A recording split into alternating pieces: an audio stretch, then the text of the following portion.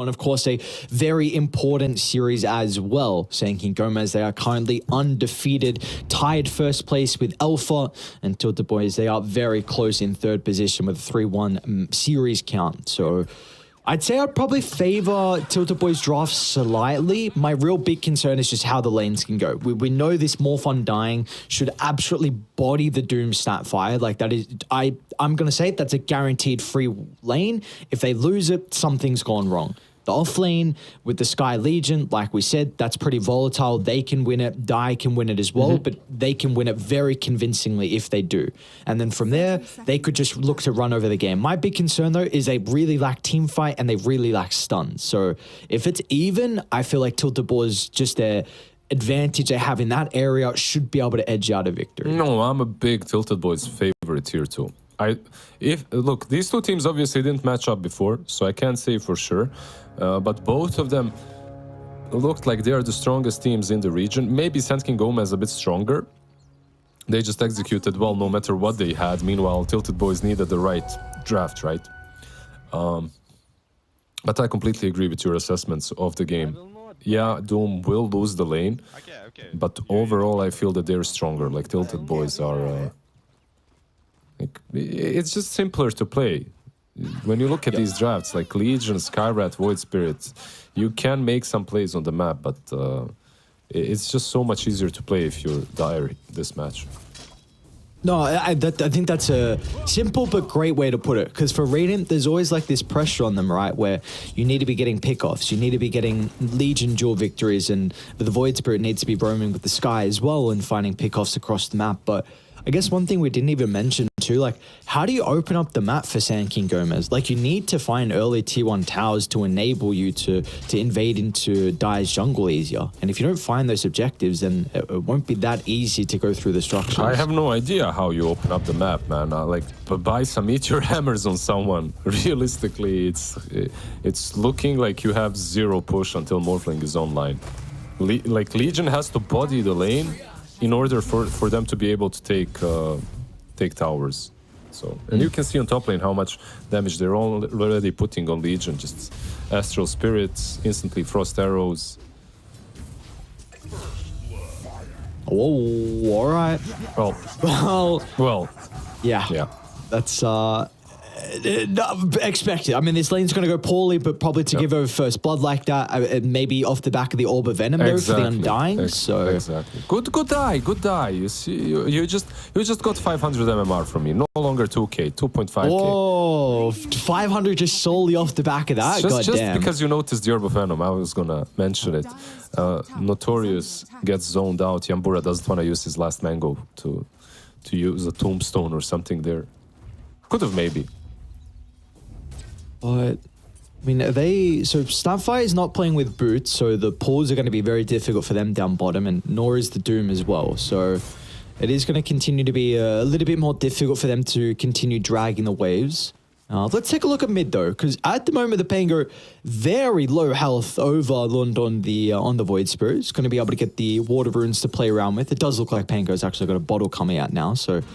But how do we feel like this matchup goes? Because I think we both aren't the biggest fan of the Void Spirit hero currently in the meta, but how does this matchup kind of shape up between the two? If I remember correctly, like, this was a very popular match when Void Spirit was popular, when he was strong.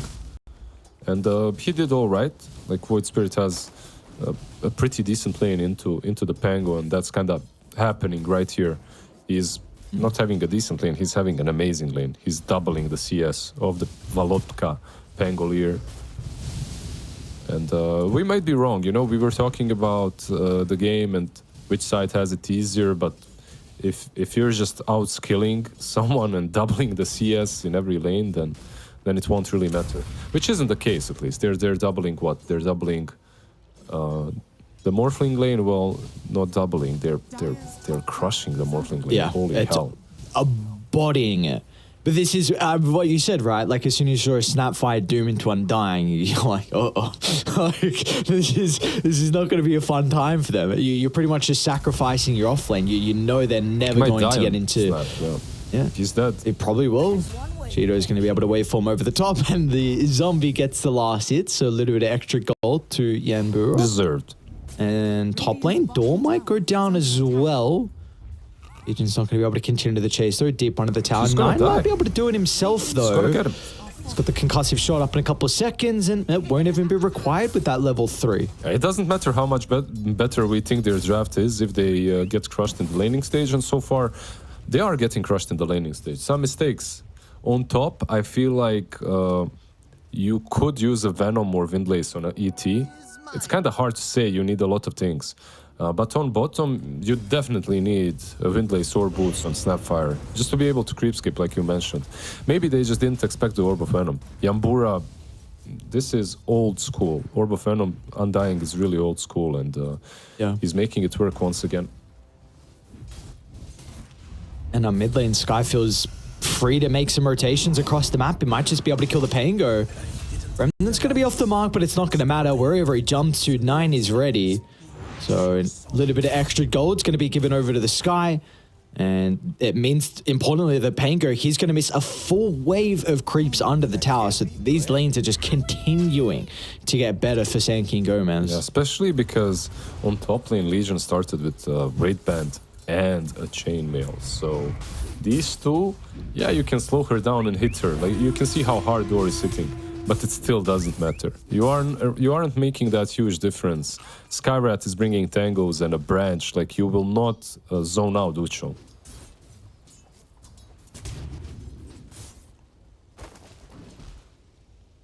Good start so far. Good start from Sankey and Gómez. When it comes to TiltedBoys, who's farming well? Drow is farming well. She's got like 30 CS, and that's it. Everyone else is at least 10 CS behind. I guess I was going to say, maybe is that the best hero you want to have a good start? Because Drow does have a very, very good carry-to-carry matchup versus the Morphling. But if you've got a Void Spirit and Legion off to a good start, those are the two heroes that are really going to be able to gap close onto Ferte. So might see Ducho in a little bit of trouble. Meanwhile, it's actually bottom lane as Ezekiel again is going to go down here. And we mentioned it with mid lane before, the Pango missing a full wave. Well, now the Doom's going to miss a full wave under the tower. So I don't know how you're going to recover this bottom and mid lane as well. You know what the worst thing is here? It's the item build that I'm seeing on Doom. He's going for a Vanguard. Yeah. It's like if you're going for a Vanguard and you're getting bodied, like Vanguard works best when you're having a good lane, and then you combine that into a Vanguard and you're unkillable. You're just this beast that cannot be zoned out, and you get Vanguard like minute 4 or 5, and everyone is like, what the hell is happening? I can't play versus this anymore. Vanguard doesn't do that here. No. And because the Undying, though, like if it was just a Morphling, you'd feel fine, but solely because the Undying means this Vanguard is going to be completely useless. And I've really been liking this item build lately on Dooms, but it just really, it's very unique to a particular lane matchup. As we're going to see Yanburo, I mean, level 5 already on the Undying. Same with the Morphling as well, so Notorious is going to be dived deep under the tower. They won't be able to confirm the kill, but they still just beating back. Storm's pretty nice before the attribute shift, but see what he's going to be able to do off the back of the rotation. Has a haste as well, so should easily be able to chase down the Undying. He's back in. Yeah, he's going to go back in. All right, Shido knows no fear. Well, they've still got the Rolling Thunder. He doesn't have that much strength to morph up into. Shido's in a lot of trouble here. Oh, they're not going to chase? They have to, right? But they already, yeah, he's already gone. It was Volotka that missed Swashbuckle. I think if he connects on with the Swashbuckle, he probably kills him there, right? Unfortunately. I think even if, yeah. Thought he was even going to charge up the Rolling Thunder to try and... Exactly, I was thinking... close the distance. Yeah, Rolling Thunder even. You close the distance, you stun him a couple of times. That was a kill on Morphling. Not sure why he gave up. Maybe it's the emotional damage from the mid lane. Ezekiel... Oh, poor Ezekiel. Yeah. And that's what you were just saying. Like this Vanguard, you should be playing the lane off the back of it. So you've gone for an item now where you're not going to be able to play Dota. And meanwhile, you've got a double damage rune on Lund, so he can rotate to the top lane. And they're going to be able to get a double kill off the back of this. So your one lane that was off to a good start now just crumbles to one rotation out of the Void Spirit. The laning stage for TiltedBoys is the worst that I've seen from them in the whole tournament. I hope that they'll find a way to recuperate, come back in it, like find some way, some rotations. This game isn't gonna solve itself by just playing the lanes anymore. You need to bring like 4 heroes on one side. Just win back one lane and go from there. So I think we probably are looking at the level 6s for TiltedBoys to be able to make something happen. The Mortimer Kisses with Rolling Thunder probably is what we're looking at for them to make a play across the map. I think that's even... Yeah, Mortimer's Kisses would be great, but that's kind of late. It's slow. I think you need to rotate the Pangolier, and he's just dying in the river. Yeah. 9 with Lund in combination together. They have another round of the Astral Step, but it will not be required. 304 build here from the Void Spirit, and when he's on point with the Aether Rim, that gives you a lot of damage and control, so... Bottom lane again. This is on cooldown pretty much, Ezekiel. Dude, he's 6! He's got Flesh Golem already! Come on now, Notorious is gonna die as well. There is nothing they can do. It's already an unstoppable Morphling. The towers? Oh no. Yeah, I said these two teams are the best in the region, and I expected them to be much, much closer, but this is... The laning stage itself is, yeah, just very telling. TiltedBoys. Yeah, they just made... You know what's fun? When it comes to laning stage, I feel like it's one of those things that you have to be a nerd about. Ezekiel, he is 6. And mid lane as well. Yeah. They're going to get a kill onto the Pango. Now, first use of the Mystic Flare. Door will almost keep him alive. Nice attempt there from the older Titan, but... The 6 is picked up at the early stage here for Sand King Gómez, a big reason why they're able to get the kills, and they're going to go back on Ezekiel bottom. Warslum's going to delay it a little bit, and you can't really dive a tier 2 tower. You've been able to dive tier 1s, but tier 2 is a different story. But all right, there's the kisses. Yeah. Was able to get the tome, and a big kill on the Ducho. That's good, right? Like, at least they get that, but... there's a Morphling on your tier 2 down bottom, minute 11. There's a ward behind the tier 2. Snap is dying, but look at the Radiant ward. It's scouting out the triangle. It's scouting out these couriers that are flying in to buy some items. Ezekiel gets waveformed on, but instant stun.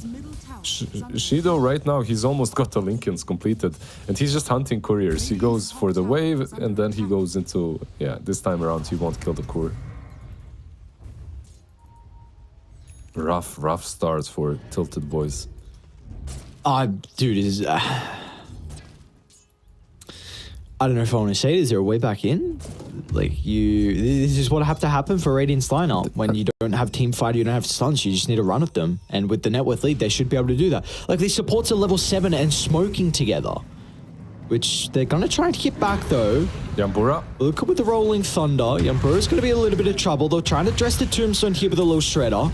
Should be able to do so, and it looks like they'll get the kill onto the Undying. So it's going to be a lot of experience given over, but the return will be there.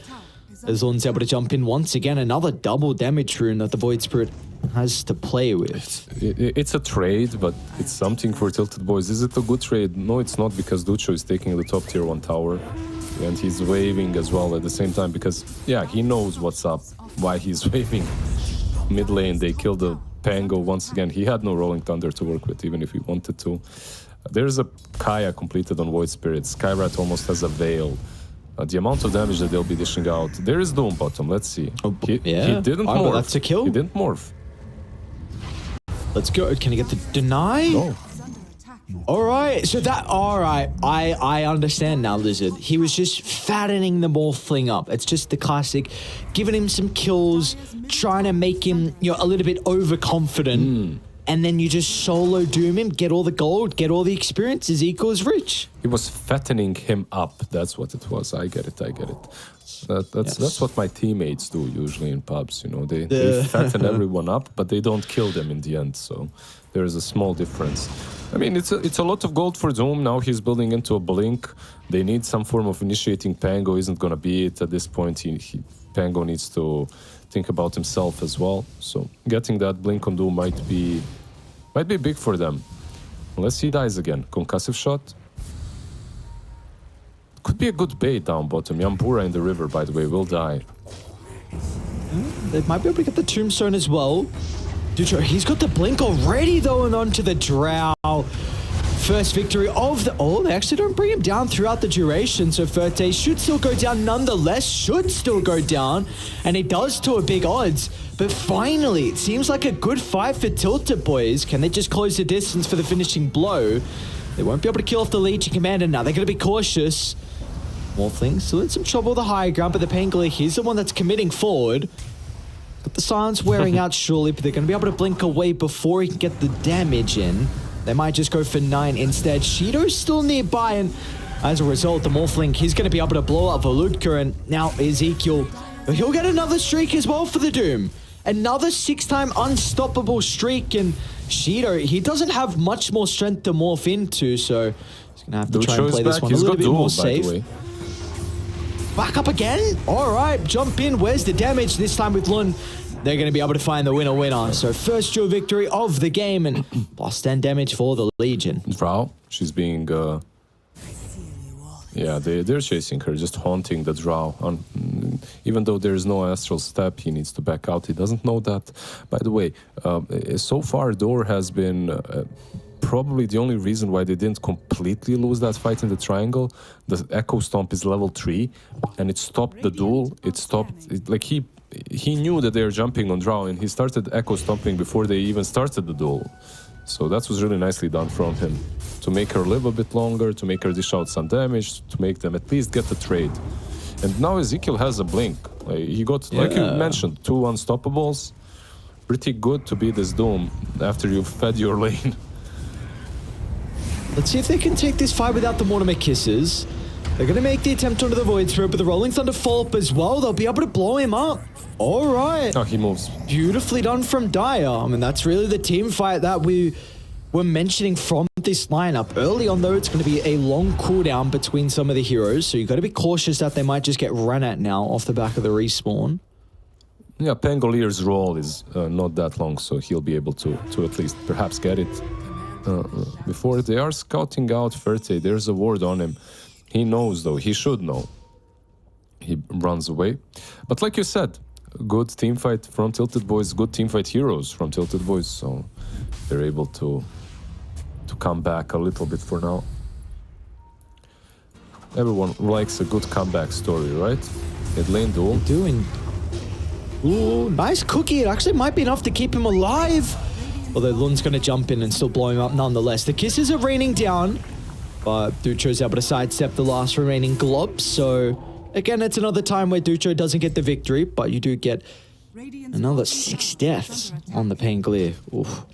Yeah, it's crazy. Just you can see, even though they're behind significantly, 5k at 16 minutes in is pretty big. They're still finding some small plays. Bottom lane, Ezekiel is messing up Ducho quite a bit here. Now he's queuing up Midas on Doom too, so he wants to definitely be able to scale.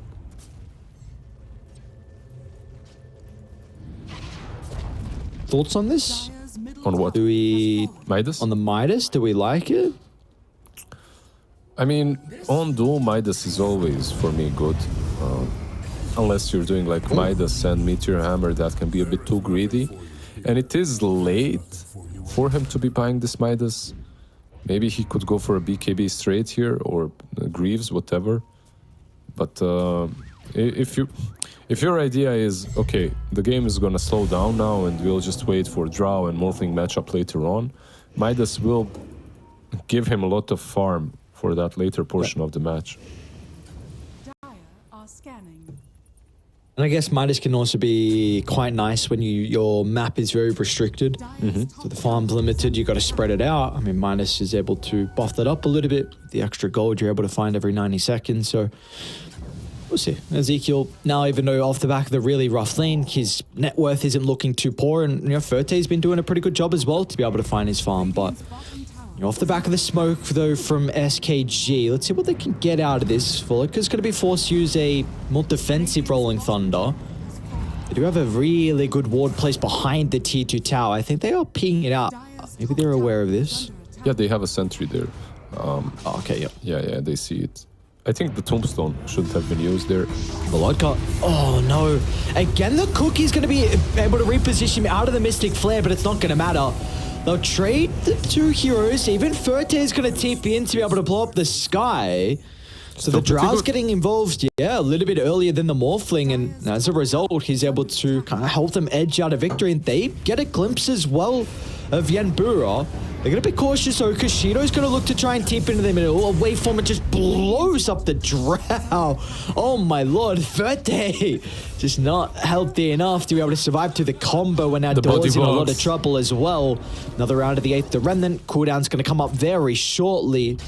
And he should just be able to solo kill the Elder Titan. Can he dodge out the stun? Not going to be the case. And as a result, Door should be able to live. He's fine, he's fine. Look, they were supposed to kill the ET 100%, but they were chasing Ezekiel instead. Morphling, instead of waveforming Ezekiel. Will he be fine? Let's see. If he sticks around a bit too long.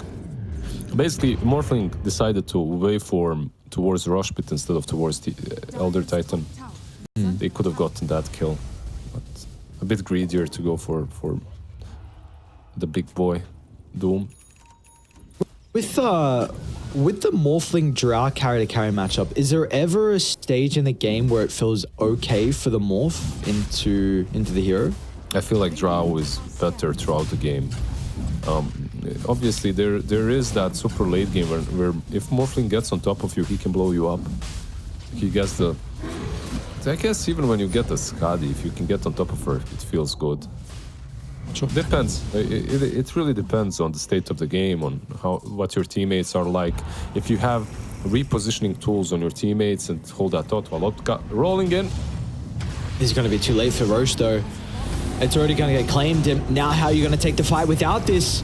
They're going to be able to get the Doom as well, caught inside the Jules, so we wait for them to start. It's a decent splitter, but there's no follow-up. Just their team fight's already been used for TiltedBoys, and as a result, without these abilities, there isn't no way they're going to be able to stand strong. So SKG now, they got a bit of an opening. I mean, you've got a Morphling, top of the net worth, Lincoln's Manta. You now give him second life on top of the level 15.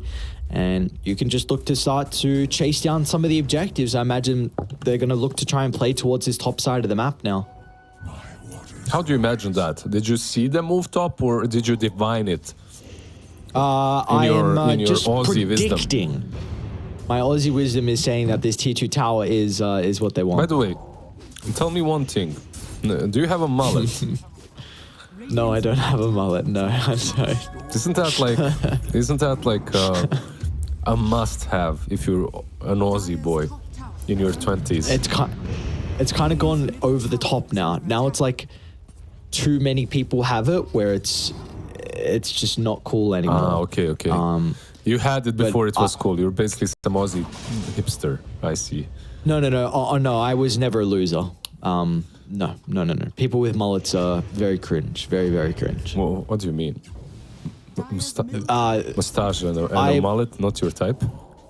I'm being very cautious on the type of words I would use to describe these individuals. They're flogs. Let's put it that way. Maybe that's like it does the story. It's not too harsh of a word to describe them, but it also describes them pretty well. Yeah, they're a very interesting breed of people. I feel like you're just a hater. I mean, I am a little bit, but you would understand. Like, if you run into a couple of them, you'd understand. A lot of them have a big ego, but a lot of them are really nice as well. So I am kind of just generalizing a little bit. Yeah, you gotta protect yourself from all the hate tweets afterwards. I see how it is. No, I don't have a mullet though. No, I don't. A lot of my friends do though, and it looks good on them and good for them, but wouldn't suit me. So no mullet. Okay, Pango looks like he has a mullet. Like he'd wear it really well. I don't know. I don't know. Would be interesting. Let's see what type of hairstyle he's got under the hat. Yeah, which heroes do you think should wear a mullet? Like overall. I'll have a think about after this Meepos, fight. right? Like Meepo. All 5 Meepos should have a mullet. Oh, God. No, all 5 Meepos should have a different hairstyle and a different outlook. That would actually be pretty cool. Yeah. Denbura, definitely not the target they want with this smoke. I would love that, but that would be like pay to lose, you know. I'm playing a game and the enemy team is screaming, get the one with the mullet, you know, and they can all go. Lund. Oh, great reactions to simulate out. Luca's going to try and close the distance, but he's got multiple ultimate charges to play with, so that is a Rolling Thunder expended here for the Pangolier. Anything else? No, just the Rolling Thunder. If they wanted to, they could smoke up after this once again. I'm not sure what the point of that smoke is. Like, you want to take a little bit of your map control, but you are playing into Aegis still, so any teamfight that you take... Look, they still have good teamfight capabilities, good spells. It's just that you are playing into an Aegis and that never feels good. Yeah, especially when you have a team fighting lineup. Like, you're going to dump everything on the first life, then he's just going to respawn. Very fun. Look at Ferte. Yeah. Little does he know, if he pops his sweet drow head here. Don't do it. No. Don't do it. Oh, Don't do it. No, he did it. No. He knew what was going on as well. He knew. But it's just, it doesn't stay in the tree line for long enough, and now behind the T2 tower mid, they're onto Ezekiel as well. So another core's gonna go down, and that should be enough gold for the Aghanim Scepter now onto Shido. So that's another route you can go down instead of the Skadi to maybe make this Drow Ranger matchup a little bit more playable. Oh, the Aghanims is really good versus all edgy cores on Morphling. Eggs versus all these glass cannon range heroes that are usually good against you, like I don't know, Drow and Sniper. Eggs always feels good against them. And after the Eggs, obviously, you can go into the Skadi. Anyways, eventually you will buy it. They are pinging out the snap, but he's out of here. Out of there. He's out of there. Out of there. No, yeah. Out of there. All right. Well, they have to be so happy with what they've gotten out of the map with this first Aegis. All outer towers, net worth leads grown up to probably about 13k once his tower goes down. Not going to see them crack the high ground. We might have a little bit more of a slower next couple of minutes, because I imagine SKG just going to look to play this one a little bit safe, wait for that second Roche, get the Aegis, get the Aghanim Shard, and then they can consider about cracking high ground. They can, or they can take like a couple of pick-offs, you know. It would be good for TiltedBoys to fight here, though. Oh, here's a pick-up potentially. They're going to try and blow up Pango. They won't be able to do so. Ferte's in a really good position on the Drow Ranger to start to get some of the damage going inside the middle of the fight, but they're just too far ahead. Even without the Morphling, it should be Lund that's looking for the cleanup, but he doesn't really have the spells to continue chasing down Notorious, so... And then that fight looked good. Maybe if they smoked up first, you know, and because you're running into the enemy vision. If they found a different angle to smoke up and be the ones initiating with the Pango and Doom, if you can Doom the Legion before she duels you, maybe that fight... Look, it was a proper move, because no matter... Yeah, you're 12k behind, but Morphling has 18k net worth, so... Realistically, you should be winning that fight when it comes to the net worth difference, at least. But you're running uphill. You're running uphill versus heroes that can blow you up. There's Greaves on Undying as well, so everyone is just living through all the damage that you're dishing out. Door. Poor Door. he might be in trouble now, Voidspit, actually. Oh, all right. Let's see if they're going to have the control afterwards. Silence is there. The Doom Azul. Wow. All right. Lund. Oh, he's going to play a little bit too aggressive, and they're going to be able to penalize him as a result of that. So now it gives you a little bit of time to be able to push out some of your side lanes, maybe farm up the jungle as well for a little bit. I mean, really for us, we're looking for TiltedBoys. Can you get these next set of items for that next Roche fight? Because you cannot let it go for free. If SKG get roached, they're going to be knocking on your high ground. So you've got a great lineup to be able to contest it as well. Like we've been saying that this team has a lot of team fight, and a fight around Roche in that close proximity area would really favor them. Do you think, okay, like these clutch fights and around the stairs, around the pit, yeah, they can go either way, I would say. But with Morty's, with TT, yeah, definitely favors TiltedBoys a bit better. Do you think the Doom was necessary in that fight? It's better safe than sorry, right? Yeah, it's better. Yeah, it's better safe than sorry. I don't think like. No, I don't think it was. But like we just said, I mean, it's better safe than sorry. So you get the kill. I mean, you now. They might just run at you now for 70 seconds. No Doom. You know, he's still quite a ways away towards that level 20 talent and even the Octarines. So, well, they're gonna have to play the kiting game pretty perfect here for the next minute on TiltedBoys, because Radiant, they're ready to go. They're going to smoke up together. Nine and Ducho once again, a duo we've seen for the entirety of this game. 102 stolen damage for the Legion, but no one's going to be home inside the jungle. TiltedBoys, they're playing towards this left side of the map. They're protecting the Morphling though, playing around him on that mid lane, so he might move high ground. Let's see what he decides to do. He does have that Lincoln's. Yeah, instead, they're just waiting for someone to show up mid, because you need to defend, and now they can decide where to move. If you're Sandking Gómez, you should really just be creep skipping mid bot, playing around the triangle until Rosh is up, and Rosh is up, so maybe that's the play. I have a decent ward. It's to the left of the pit, so may not get too much value out of it. They're going to need to avoid this high ground cliff, though. And Morferte's going to run straight to them. Oh, you can't have the Drow front lining. I love that ward, by the way.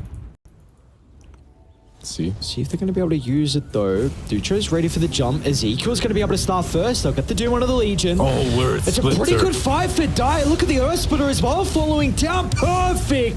The one fight they've been waiting for. They'll be able to address the Tombstone, but now off the back of the buyback, TiltedBoys, you've got to get out. You used every single ability for that first round, and you've got nothing left in the tank. And SKG, they can clean up. They should be able to get Ezekiel as well. He won't be able to TP out with it, still on cooldown.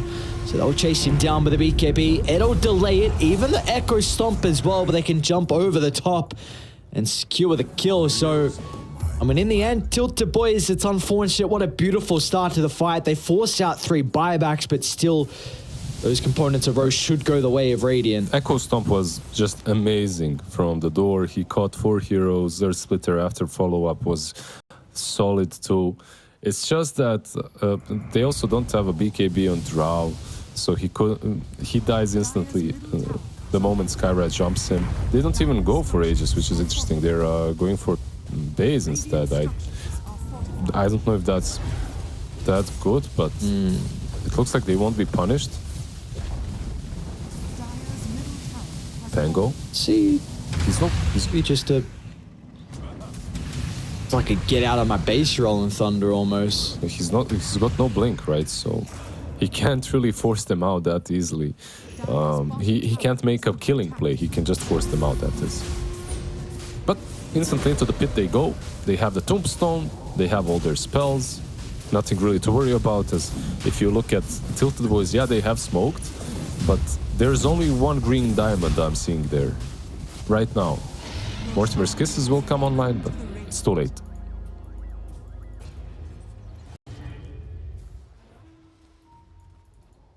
Blizzard, can they get another fight, though, like we just saw inside the river? Because if they do, that's going to be a lot of diebacks on SKG. You won't be able to TP back in and go for a second round. Do we believe they can somehow execute another crazy team fight? Yes, they can when they have all their ultis. I believe it's possible. But it's not easy. The first thing that they need is a BKB on Ferte. Like, this Drow Ranger will disappear just like she did in the last fight. But keep in mind, 3 buybacks have been used on SKG, so it's a pretty big opening. If you can get a pick off on one of them, suddenly you have a huge time span in which you can maybe get a lead or come back a little bit at least. Bottom lane? Oh, he's too quick. Oh, whoa.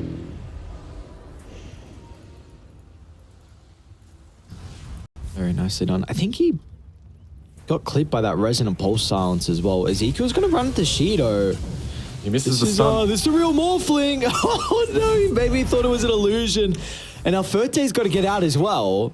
Right, they're starting to veer their attention over to potentially follow with the Morphling, but no one else is close enough. Ducho's trying to shove out that mid lane. You don't have to. Like, Ducho, he's pushing it, but I think the right play is to wait for the Scuddy on Morphling. He's got 5.1k gold. Wait, never mind, they just want to fight.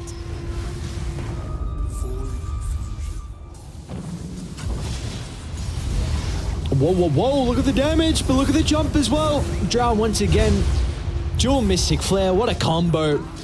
And now they're going to dive deep inside the base. What can Volodka do? He's got the Rolling Thunder back up. Shido might just kill him throughout the ultimate. He'll turn to the easiest support, so Door's going to go down. Notorious will just be able to limp back inside the protection of the fountain, but now your barracks are unprotected. 50 seconds until Drow. Knowing these Division 2 teams, Ares, I don't think they're gonna GG out unless everyone dies. Unless they just get completely destroyed under the fountain.